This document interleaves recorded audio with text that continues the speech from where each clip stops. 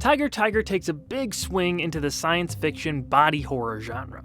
The very obvious influence of H.G. Wells' 1896 novel The Island of Dr. Moreau makes it easy to see what the writers and director were going for.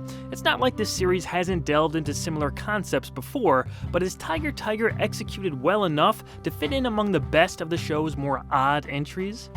While visiting the zoo, Selina Kyle is shot with a tranquilizer dart and abducted by an ape-human hybrid. She's taken to an island inhabited by feline mutants created by the obsessed Dr. Emile Dorian.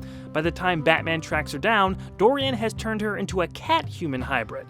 However, the Doctor's greatest creation is the dominant Tygrus, another feline-human experiment. Selina Kyle's new form is meant to be the perfect mate for Tygrus, but when Batman interferes, he's chased into the forests of the island as prey for Dorian's supposed ultimate life form. Meanwhile, the now literal Catwoman tries to escape the Doctor's final mutagen dose that will make her transformation permanent. This wasn't the first or last time Batman the Animated Series went into human-animal hybrid territory. The show's first episode, On Leather Wings, did the same thing. Kirk Langstrom, who transformed into Man-Bat in that episode, even helps Batman by pointing him in the direction of Dr. Dorian's island. However, the tone and setting are very different. The island, while a nice reference to the Wells story, doesn't pack much of a punch. Things move a bit too slowly once Batman gets there, and it feels like we could have used more of Dorian's abominations running around to establish the unsettling mood.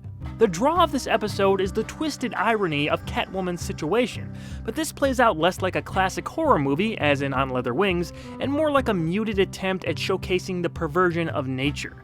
I'm just not sure there was a way to portray this type of story effectively within the confines of the series. There are methods that episodes like Feet of Clay pulled off, showing horrific scenes without actually showing them, but that ingenuity and cleverness is absent here. The animation is solid, yet aside from a few shots, the images do little to evoke a strong enough sense of mystery. The Tygrus character is supposed to be this tragic figure by the end of the episode, but that falls a little flat.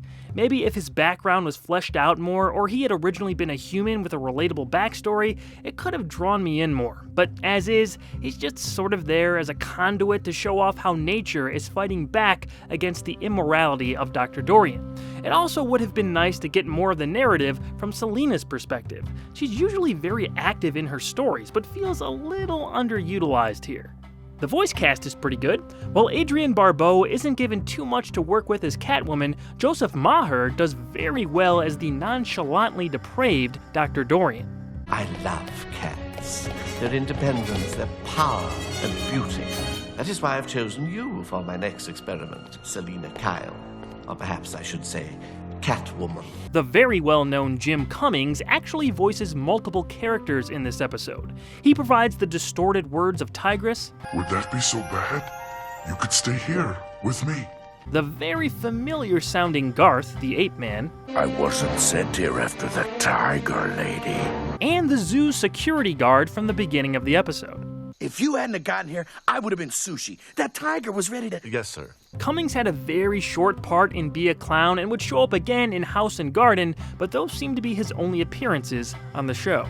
I understand the appeal of a story that depicts Catwoman actually becoming a cat, but in this context, it didn't work very well. There's just something missing that made other similar-ish episodes reach their potential, and I believe the tone has a lot to do with that. I don't think I'd categorize it as a bad episode, however, it's not one I would recommend rushing to rewatch, although I'm sure it has its fans.